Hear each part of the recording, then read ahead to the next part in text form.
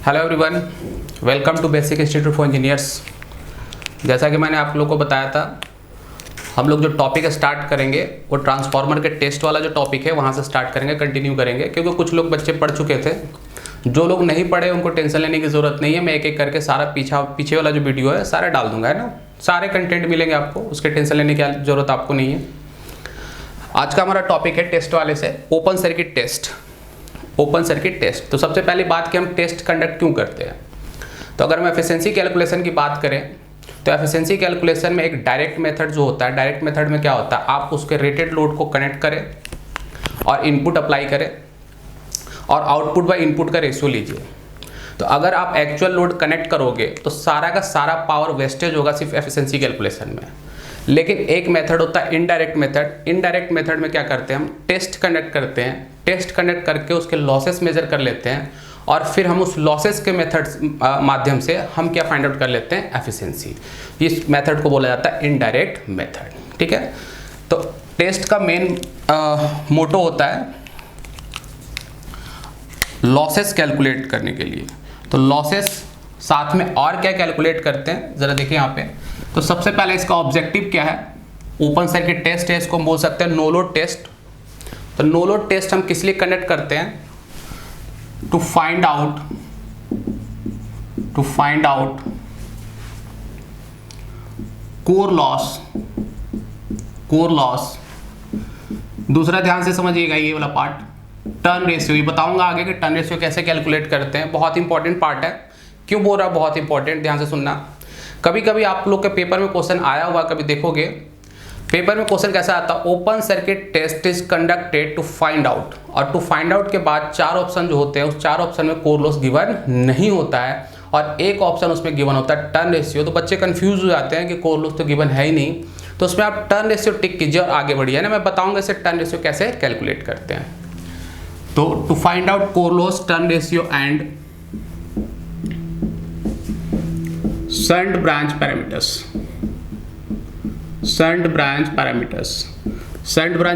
जिसने सर्किट देखा होगा, equivalent circuit, RC and XM shunt branch होते हैं, ठीक है। तो शंट ब्रांच कैलकुलेट करेंगे यहाँ पे। इस टेस्ट को कंडक्ट किस पे करते हैं, तो this test is conducted at rated voltage and rated frequency. Rated voltage and rated frequency, इस बात को, स्टेटमेंट को आप ध्यान से समझिएगा। इस टेस्ट को कंपल्सरली हमेशा रेटेड वोल्टेज और रेटेड फ्रीक्वेंसी पे ही कंडक्ट करना होता है। क्यों ध्यान से समझना इसको,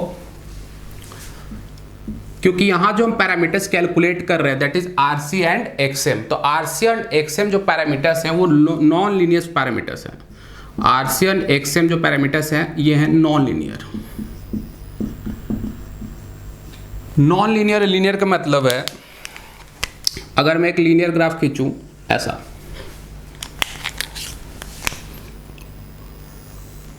नॉन लीनियर कुछ ऐसा, ये। तो लीनियर में आप किसी वैल्यू के करस्पॉन्डिंग कंडक्ट करो तो आपकी ये वाली वैल्यू चेंज नहीं होगी, क्योंकि इसका स्लोप तो सेम ही रहना है।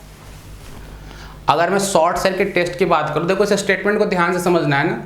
अगर मैं शॉर्ट सर्किट टेस्ट की बात करूं तो शॉर्ट सर्किट टेस्ट से हम लोग मेजर करते हैं series branch parameters. Series branch parameters का मतलब इक्विवेलेंट रेजिस्टेंस और इक्विवेलेंट रिएक्टेंस मेजर करते हैं। तो जो इक्विवेलेंट रेजिस्टेंस, इक्विवेलेंट रिएक्टेंस जो शॉर्ट सर्किट टेस्ट से मेजर कर रहे हैं वो होते हैं लीनियर पैरामीटर्स। लीनियर पैरामीटर्स कहने का मतलब अगर उस टेस्ट को हम रेटेड वैल्यू ऑफ करंट पे कंडक्ट ना करें, other than rated value of current पे कंडक्ट करें, तब भी वो वैल्यू चेंज नहीं होगी। लीनियर का मतलब ये, मतलब कहने का मतलब मान लो वी ए वोल्टेज, ये करंट है, ये 20 वोल्ट 10 एम्पियर के करंट, सपोज दैट ये भी सपोज कर रहा हूँ। मैंने बताया कभी भी दिक्कत आए तो डाटा ले लो, डाटा लेने के बाद कैलकुलेशन ईजी हो जाती है, ठीक है। मान लो सपोज दैट लीनियर की बात कर रहे हैं, 20 है, ये सपोज दैट 10 है। तो अगर 20/10 करोगे तो वैल्यू कितनी आएगी आपके पास, 2, ठीक है। मान लो ये 10 हो गया, 10 लीनियर है, ये कितना हो जाएगा 5, फिर से करोगे 10/5, फिर से वैल्यू कितनी आएगी 2। कभी भी आपको मशीन में, पावर सिस्टम में कहीं भी आपको प्रॉब्लम हो तो हमेशा क्या क्या करो, डाटा ले लिया करो, डाटा लेके बनाया करो, खुद समझ में आ जाएगा क्या मैं स्टेटमेंट बोल रहा हूँ या क्या समझना है तुमको। अगर दूसरा बोलोगे इसको और कम कर दो, देखोगे तो हर बार वैल्यू क्या होगी, सेम होगी, तो इसको बोलते हैं हम लीनियर। इसको क्या बोलेंगे, लीनियर। लेकिन नॉन लीनियर ग्राफ में अगर तुम लोगे तो ये वाई एक्सिस और एक्स एक्सिस दोनों इक्वली चेंज नहीं होंगे। तो इसको, ये जो पैरामीटर्स है आरसी एंड एक्सएम, ये पैरामीटर्स है नॉन लीनियर। तो अगर मैं रेटेड पे कंडक्ट करने के पीछे का रीजन क्या है, देखो जो इंड्यूस्ड एफ लिखते हो, जिसको अप्रोक्सीमेटली इक्वल टू वी भी लिखते हो, ये क्या लिखते हैं हम, √2πf(n) × φm। सही है। अब देखो φm जो है वो बोल सकते हैं √2π तो कांस्टेंट है, नंबर ऑफ टर्न्स एक बार मशीन डिजाइन होगी तो कांस्टेंट, यानी directly proportional to supply voltage, inversely proportional to frequency. तो अगर इस टेस्ट को मैं रेटेड वोल्टेज पे कंडक्ट करूं, अगर इस टेस्ट को मैं रेटेड वोल्टेज पे कंडक्ट करूं तो rated voltage rated frequency corresponding, ये जो फ्लक्स होगा ये भी क्या होगा, रेटेड। या तो फ्लक्स बोल लो या इसको क्या बोल लो, फ्लक्स डेंसिटी बोल लो, फ्लक्स डेंसिटी बोल लो। कारण भाई एरिया ऑफ क्रॉस सेक्शन तो कांस्टेंट ही रहना है। एक बार मशीन डिजाइन हो गई तो एरिया ऑफ क्रॉस सेक्शन क्या होगा आपका, कांस्टेंट। तो या तो बीएम बोल लो इसको। तो इस टेस्ट को हमेशा मान लो यहाँ पे कंडक्ट करेंगे रेटेड वैल्यू पर, ये मान लो फ्लक्स है, ये नो लोड करंट, ये करेंगे रेटेड वैल्यू पे, ठीक है। अदर देन रेटेड वैल्यू पे करोगे तो जो पैरामीटर्स हैं वो क्या हो जाएंगे, चेंज हो जाएंगे। जो पैरामीटर्स हैं वो क्या हो जाएंगे, चेंज हो जाएंगे। तो इतनी बातें क्लियर होंगी। अब इससे नेक्स्ट सवाल ये बनता है कि ओपन सर्किट टेस्ट को हम किस साइड कंडक्ट करें। दो साइड होता है आपका, देखो प्राइमरी सेकेंडरी भी भूल जाओ। जब ट्रांसफार्मर आपके पास रखा है, जब तक आपने सप्लाई नहीं दिया है, देखो जिस साइड, जिस एंड से सप्लाई दोगे वो आपका प्राइमरी हो गया, जिस एंड से आप लोड कनेक्ट करोगे वो आपका सेकेंडरी हो गया। तो जब तक आपने उसमें सप्लाई नहीं दिया है तब तक हम ट्रांसफार्मर को बात करते हैं low voltage side and high voltage side. तो मेरा क्वेश्चन ये है कि हम इस टेस्ट को किस साइड कंडक्ट कर सकते हैं। तो देखो कर तो हम दोनों में से किसी साइड कंडक्ट कर सकते हैं, आइदर हम लो वोल्टेज साइड भी करें या फिर हाई वोल्टेज साइड भी करें। दोनों साइड में से किसी साइड भी आप कंडक्ट करोगे तो वाट मीटर की रीडिंग सेम होगी। वाट मीटर की रीडिंग सेम करने का मतलब जो वाट मीटर कनेक्ट करोगे उसकी रीडिंग सिर्फ आपको कोर लॉस बताएगी। वो क्यों बताएगी वो आगे डिटेल में बात करेंगे। तो जो कोर लॉस की वैल्यू है, आइदर आप लो वोल्टेज साइड टेस्ट को कनेक्ट करो या फिर हाई वोल्टेज साइड टेस्ट को कनेक्ट करो, दोनों में से किसी साइड भी कंडक्ट करोगे तो आपका जो कोर लॉस का वैल्यू क्या रहेगा, रिमेन्स कांस्टेंट। लेकिन कन्वीनियंट किस साइड है, अगर मैं कन्वीनियंस की बात करूं तो देखो कन्वीनियंट किस साइड है,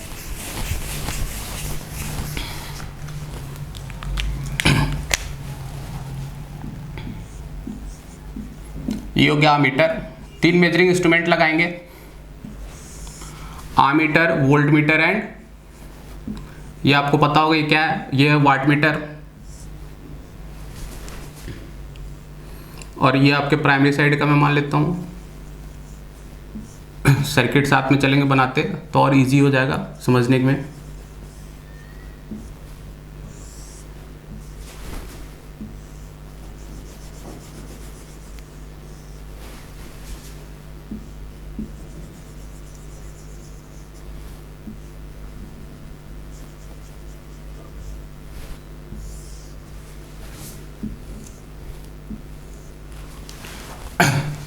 ये आपका कुछ ऐसा बनेगा। यहाँ पे मैंने पहले ही बताया इस टेस्ट को किस पे कनेक्ट करना है, rated voltage and rated frequency, ठीक है। ये आपका वाट मीटर है, ये हो गया R1 JX1। भाई जिस साइड से सप्लाई देती है वो आपका प्राइमरी हो गया, है ना। ये RC एंड JXM, ये हो गया R2 एंड X2, ठीक है। यहाँ तक कोई डाउट है किसी को? कोई डाउट नहीं होना चाहिए। अब समझो, देखो इस टेस्ट का नाम है ओपन सर्किट टेस्ट। मतलब सर्किट को क्या रखना अपन, सेकेंडरी साइड को ओपन, है ना। एक साइड से सप्लाई देना, दूसरे साइड क्या रखना, ओपन। अभी आएंगे उस पर कि किस साइड टेस्ट को कनेक्ट कर रहा है। एक साइड क्या करेंगे, ओपन या नो लोड बोल सकते हो। तो कोई भी लोड इस एंड पे नहीं लगाया होगा, इस एंड पे कोई भी लोड कनेक्टेड नहीं है। तो जब इस एंड पे कोई भी लोड कनेक्टेड नहीं है तो यहाँ पे जो I2 करंट की जो वैल्यू होगी वो I2 करंट की वैल्यू कितनी होगी 0। उस एंड पे कोई भी लोड कनेक्टेड नहीं है तो I2 करंट की वैल्यू कितनी होगी 0। अब I2 करंट की वैल्यू 0 कहने का मतलब इसको कंपनसेट करने के लिए, देखो जो पहले ही बता रहा हूं, जो पहले क्लास कर चुके हैं उनके लिए थोड़ा सा इजी हो जाएगा, बट किसी को दिक्कत नहीं आनी चाहिए। जब ये लोड के साइड करंट फ्लो होता है तो फ्लक्स को कांस्टेंट मेंटेन करने के लिए प्राइमरी एंड से भी एक करंट फ्लो होता है जिसको हम रिफ्लेक्टेड करंट बोलते हैं। तो यहां से जो I2 डैश की वैल्यू होगी ये भी कितनी हो जाएगी 0। I2 0 क्यों हुआ? क्योंकि सर्किट ओपन है, नो लोड टेस्ट है, सर्किट ओपन, तो I2 डैश भी वैल्यू 0 हो गई। तो सिर्फ जो यहाँ पे करंट फ्लो होगा वो कौन सा करंट फ्लो होगा? सिर्फ नो लोड करंट। कौन सा करंट फ्लो होगा? No load current. तो जब नो लोड करंट फ्लो हो रहा तो यहाँ पे वोल्टेज आपने रेटेड वोल्टेज अप्लाई किया यहाँ पे सपोज दैट, तो यहाँ पे नो लोड करंट की वैल्यू कितनी होती है आपको पता है? नो लोड करंट की वैल्यू होती है 2 to 5% of full load current. No load current की वैल्यू होती है 2 to 5% of full load current. तो 2 to 5% of full load current कहने का मतलब अगर इसमें 2 से 5% का करंट जाएगा तब इस ड्रॉप को तो नेग्लेक्ट कर सकते हैं ना भाई। इसमें जो करंट फ्लो हो रहा है ये I2 डैश तो आ नहीं रहा है क्योंकि उधर I2 नहीं है। जब I2 डैश भी वैल्यू 0 है तो यहाँ पे जो करंट फ्लो हो रहा है सिर्फ कौन सा करंट है? I0। और I0 की वैल्यू कितनी है? 2 to 5%। अब ये 2 to 5% जब करंट यहाँ से फ्लो हो रहा है तो इसमें जो भी ड्रॉप होगा उसको हम क्या कर सकते हैं? नेग्लेक्ट कर सकते हैं। जब ड्रॉप को नेग्लेक्ट कर दोगे एक्चुअल में तो जो रेटेड वोल्टेज है वो यहाँ पे अपीयर हो जाएगा।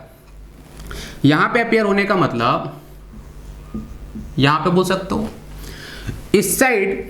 इस साइड अगर हम देखें ये ड्रॉप तो कुछ हो नहीं रहा, तो अगर एक वोल्ट मीटर यहाँ पे कनेक्ट करोगे, ध्यान से समझना क्या बता रहा हूँ मैं। एक वोल्ट मीटर यहाँ पे कनेक्ट करोगे, यहाँ पे कोई ड्रॉप हो नहीं रहा, तो जो यहाँ पे वोल्टेज आएगा वही तो मेजर करेगा ना। जो यहाँ पे वोल्टेज आएगा वही तो मेजर करेगा ना। तो दोनों साइड के वोल्टेज अगर पता चल गया तो आपके पास टर्न रेशियो आ जाएगा। दोनों साइड के वोल्टेज अगर पता चल गया तो क्या कैलकुलेट हो जाएगा आपका? Turn ratio. अब बातें क्लियर है यहाँ तक? अब आते हैं कि इस टेस्ट को हम किस साइड कंडक्ट करें। तो देखो ध्यान से, इस टेस्ट को कंडक्ट किया जाता है, पहले लिख देता हूं मैं स्टेटमेंट, लो वोल्टेज साइड।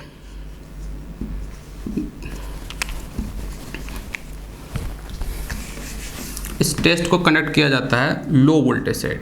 सारे मेजरिंग इंस्ट्रूमेंट्स, देखो क्वेश्चन भी चेंज कर देते हैं पेपर में, देखोगे तो क्वेश्चन कैसे चेंज करते हैं बताता हूं। पहले इस स्टेटमेंट को लिख देता हूं, ऑल मेजरिंग इंस्ट्रूमेंट्स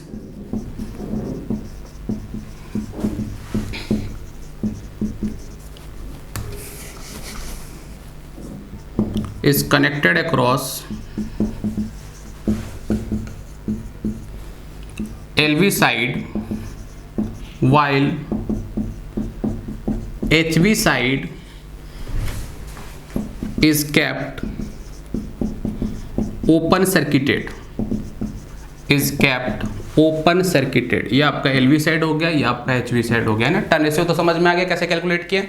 अब ध्यान से समझो क्या क्वेश्चन पूछा जाता है। क्वेश्चन ये पूछा जाता है open circuit test is conducted across, तो हमेशा आपके पास 4 ऑप्शन होगा, उसमें से आप टिक कर सकते हो लो वोल्टेज साइड। दूसरा स्टेटमेंट सुनो, ऐसा लिखा होगा कि मान लो इस टेस्ट को हमने लो वोल्टेज साइड कंडक्ट किया और वाट मीटर की रीडिंग 20 वाट है, उसी टेस्ट को हम हाई वोल्टेज साइड अगर कंडक्ट करें सेम टेस्ट को तो वाट मीटर की रीडिंग क्या होगी? तो मैंने पहले स्टेटमेंट दिया है, आप आइदर लो वोल्टेज साइड करो या हाई वोल्टेज साइड करो, ओपन सर्किट टेस्ट या शॉर्ट सर्किट टेस्ट, दोनों में वाट मीटर की रीडिंग क्या रहेगी? सेम ही रहेगी, चेंज नहीं होगी।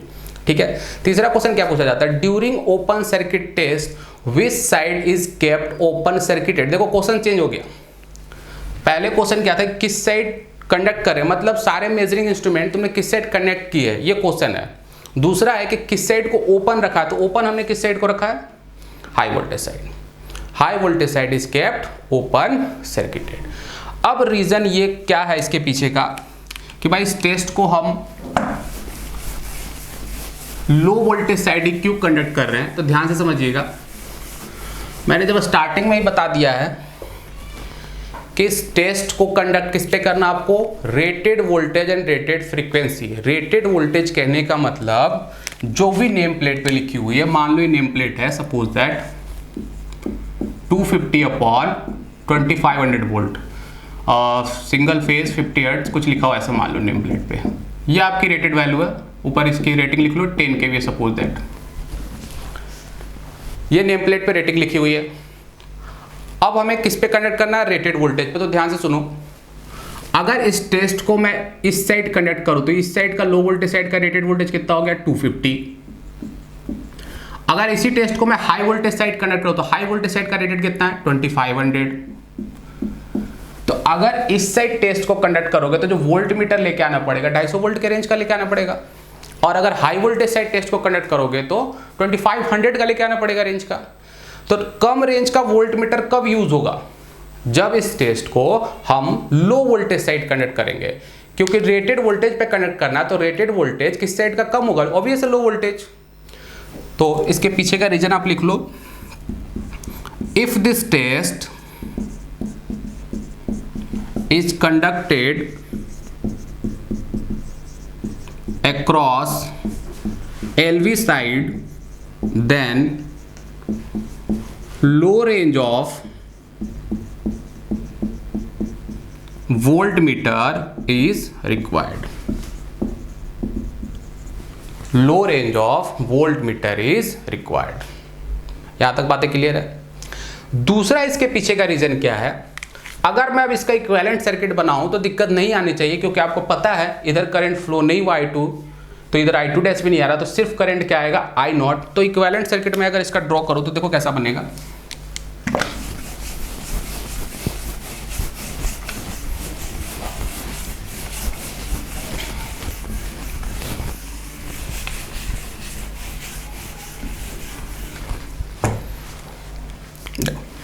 इसका अगर मैं कंप्लीट इक्विवेलेंट सर्किट बनाऊं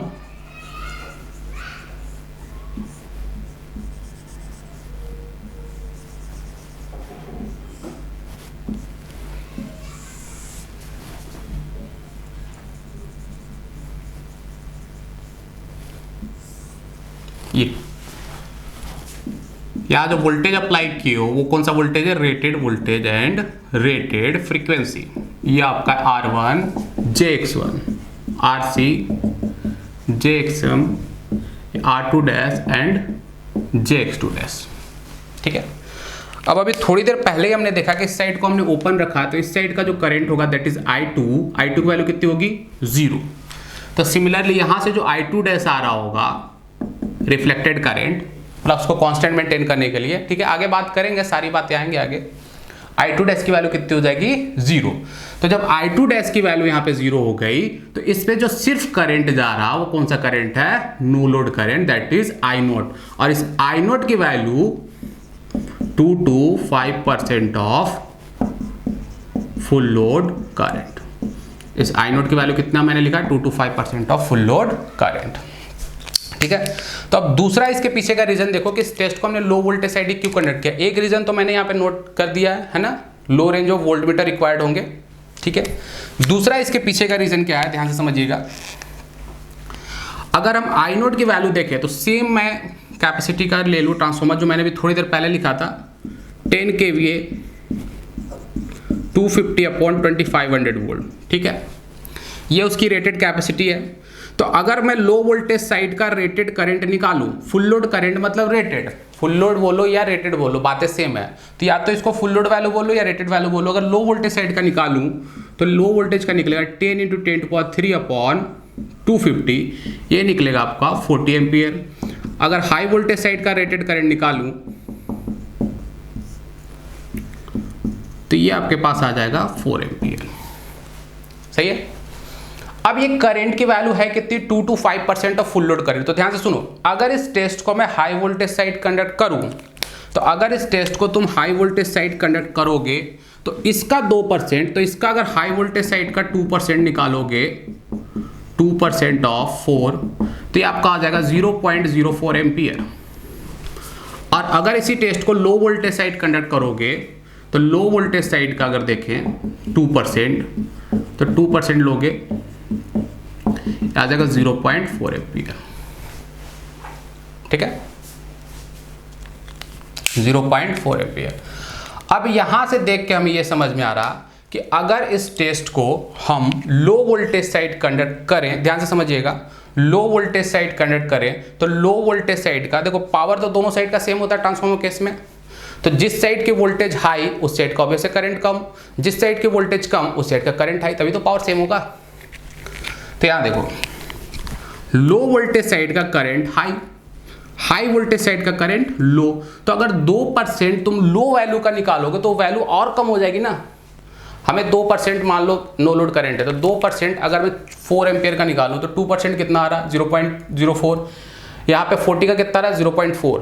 तो अगर मैं यहाँ पे आमीटर का रीडिंग देखूँ तो आमीटर का रीडिंग कैसे देखोगे अगर मान लो ये नीडल है, ये नीडल शो करा 0.4 एम्पियर, ठीक है।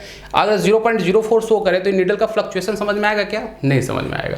तो आमीटर का एक मेजरेबल रीडिंग नोट करने के लिए हम इस टेस्ट को किस साइड कंडक्ट करेंगे, लो वोल्टेज साइड। तो इसको भी मार्क कर लो आप, इस पॉइंट को। आमीटर का एक मेजरेबल रीडिंग नोट करने के लिए इस टेस्ट को हम किस साइड प्रेफर करते हैं, लो वोल्टेज साइड। तो नेक्स्ट पॉइंट लिख लेना, 5th, to take the measurable reading of ammeter, this test is conducted at low voltage side। यहाँ तक सारी बातें सबको क्लियर होगी मेरे ख्याल से, है ना। कि इस टेस्ट को क्यों कंडक्ट किए, इसके पीछे का रीज़न भी मैंने बताया। इस टेस्ट को रेटेड वोल्टेज रेटेड फ्रीक्वेंसी पे क्यों कंडक्ट कर रहे हैं, ठीक है, कंपलसरी है कंडक्ट करना। अदरवाइज तुम्हारे पैरामीटर्स जो हैं आरसी और एक्सएम वो नॉन लीनियर पैरामीटर्स हैं, अगर दूसरे वैल्यू पे कंडक्ट करोगे तो आरसी और एक्सएम की वैल्यू क्या होगी, चेंज हो जाएगी। ठीक है, यहाँ तक सब बातें क्लियर है। अब आते हैं इसके हम सर्किट पे। सर्किट को देखो मैं मॉडिफाई करता हूँ थोड़ा। देखो यहाँ पे I2 वैल्यू तो फ्लो हो नहीं रही है, तो इस सर्किट का तो कोई मतलब नहीं रह गया इधर का, ये हटा दो। दूसरा क्वेश्चन ये पूछा जाता है कि during open circuit test copper loss is neglected why. तो कॉपर लॉस को क्यों नेग्लेक्ट करें, ध्यान से सुनो। ओपन सर्किट टेस्ट में I2 की वैल्यू यहाँ पे 0 है, तो यहाँ पे I2 डैश भी 0 है। तो सिर्फ जो करंट जो सर्किट में फ्लो हो रहा है वो करंट कौन सी करंट है, नो लोड करंट, और उसकी वैल्यू कितनी है 2 to 5%। तो अगर इस 2 to 5% करंट को देखें तो अगर यहाँ पे कॉपर लॉस करा रहा होगा I0² इंटू R1 तो इसकी वैल्यू कितनी होगी, बहुत ही कम होगी। तो अगर उस वैल्यू को, ये वैल्यू अगर बहुत ही कम है तो इस वैल्यू को हम क्या कर सकते हैं, नेग्लेक्ट कर सकते हैं। तो ये भी पॉइंट लिख लो।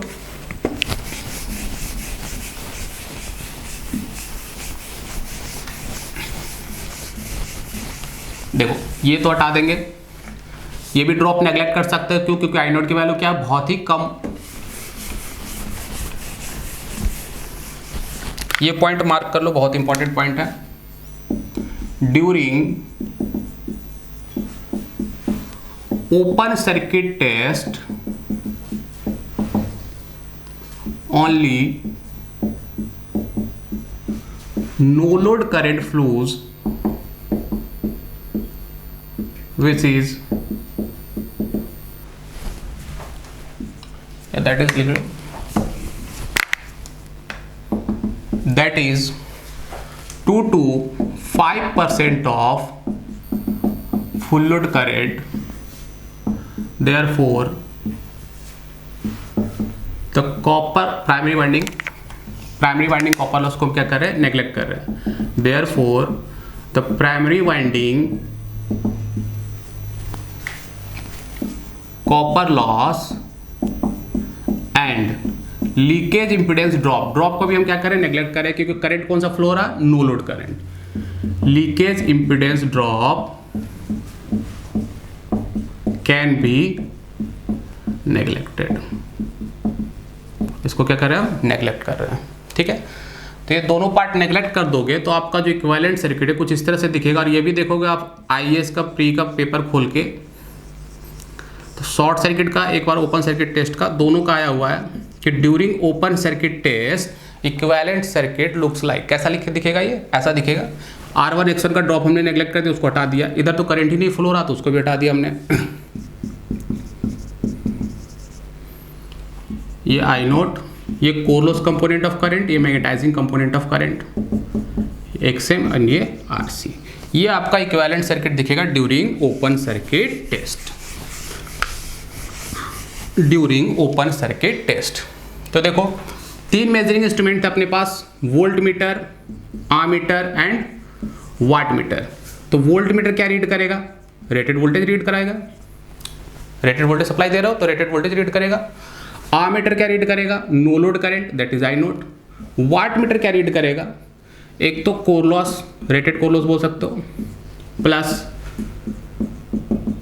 प्राइमरी वाइंडिंग कॉपर लॉस भी करेगा, प्राइमरी वाइंडिंग कॉपर लॉस। लेकिन इस प्राइमरी वाइंडिंग कॉपर लॉस को हमने बताया इसको क्या कर सकते हैं? नेग्लेक्ट कर सकते हैं। नेग्लेक्ट क्यों किया? क्योंकि प्राइमरी वाइंडिंग में जो करंट फ्लो रहा है कौन सा करंट है? नो लोड करंट, और उसकी वैल्यू कितनी है? 2 to 5%। तो हमने इसको क्या कर दिया? नेग्लेक्ट कर दिया। तो प्राइमरी वाइंडिंग कॉपर लॉस को नेग्लेक्ट कर देंगे तो वाट मीटर रीडिंग सिर्फ क्या बताएगा? कोर लॉस, जिसको हम लिख सकते हैं PC। कोर लॉस को हमने क्या लिख लिया? PC। अब उसके बाद अगर हम देखें कि शंट ब्रांच पैरामीटर्स को फाइंड आउट कैसे कर रहे हैं, तो देखो ध्यान से, अलग अलग मेथड है, किसी मेथड से फाइंड आउट कर सकते हो। जो भी मेथड आपको इजी लगे वो अप्लाई कर लिया करो, है ना। मैं 2 मेथड लिख देता हूँ, है तो 4 मेथड मैं बना सकता हूँ, बट 2 मेथड सफिशिएंट है। तो देखो पहला मेथड,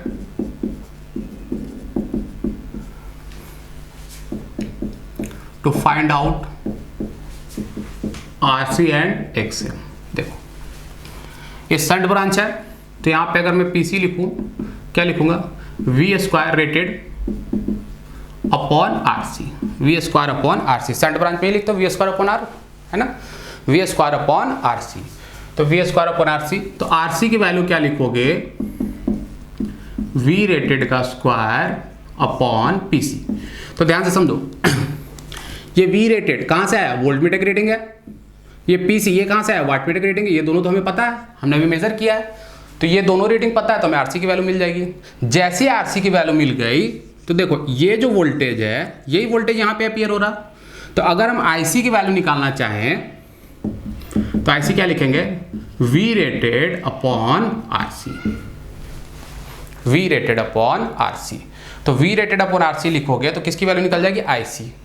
IC जैसे ही निकल गया। I नोट तो पता है तुम्हें, आमीटर रीडिंग है, और ये जो I नोट करंट है, दोनों करंट का समेशन है। लेकिन ध्यान रखना, अलजेब्रिक समेशन नहीं है। अलजेब्रिक समेशन तब बोलते हैं जब दोनों एक एक्सिस पे हो, जैसे DC में। लेकिन AC केस में हमेशा समेशन फेजर होता है, यानी वेक्टर समेशन होता है। तो ये जो I नोट है कुछ ऐसा है, I naught is equal to IM plus IC, है ना। अलजेब्रिक समेशन नहीं है, ध्यान रखना।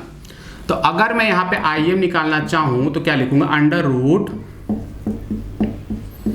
IM एक बार निकल गया तो XM लिख लोगे। क्या लिखोगे? V रेटेड अपॉन IM यहाँ से कैलकुलेट कर लियो। V रेटेड है वोल्ट मीटर रीडिंग, तो XM यहाँ से निकल गया, RC निकल गया। ये एक मेथड है।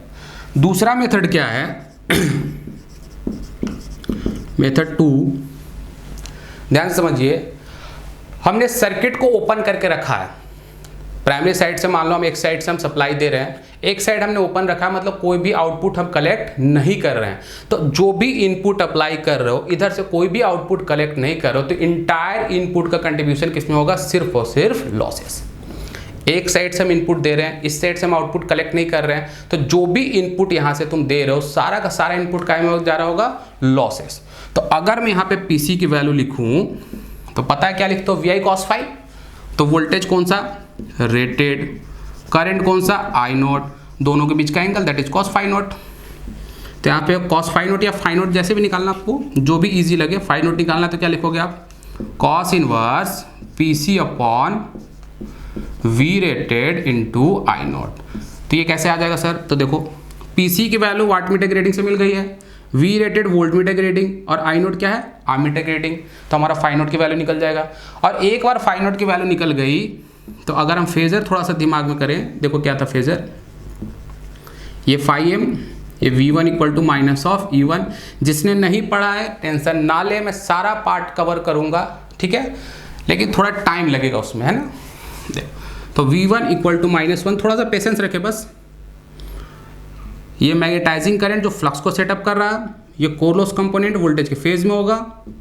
इन दोनों का समेशन आपके पास ये होगा आई नॉट। इन दोनों के बीच का angle no load perfect triangle phi naught, ठीक है, ये फाई नॉट। तो अब इसके साथ एंगल बना रहा आई सी, तो आई सी को क्या लिख दोगे, I C is equal to I naught cos phi naught. तो आई एम क्या लिखोगे, I naught sine phi naught, है ना। इसको रटो मत, कॉस फाई लिखोगे तो बेस अपॉन हाइपोटेनस लिखोगे, तो बेस हो गया ये तुम्हारा, हाइपोटेनस ये हो गया, तो ये निकल जाएगा, ऐसे निकल जाएगा। सिमिलरली साइन फाई नॉट लिखोगे तो लिखोगे परपेंडिकुलर अपॉन हाइपोटेनस, तो हाइपोटेनस ये हो गया, परपेंडिकुलर ये हो गया आपका आई एम, ठीक है। तो आई एम निकल गया, आई सी निकल गया। जब ये दोनों वैल्यू निकल जाएंगे तो उसके बाद आप आर सी निकाल सकते हो। आर सी क्या लिखोगे, V rated upon I C. X M क्या लिखोगे, V rated upon I M. तो इस सारा पार्ट यहाँ से आप कैलकुलेट कर सकते हो, ठीक है। नेक्स्ट पार्ट में मैं कुछ क्वेश्चंस कराऊंगा। यहाँ तक आपको कोई भी डाउट हो आप कमेंट बॉक्स में भी लिख के पूछ सकते हैं। चैनल को लाइक सब्सक्राइब शेयर ज़रूर करें, क्योंकि अभी इनिशिएट किया हूँ मैं, तो इसको जितना लाइक सब्सक्राइब करोगे वो मेरे लिए भी अच्छा होगा और आपके लिए भी। मैं उतना जल्दी वीडियोज़ डालते जाऊँगा, ठीक है। Thank you.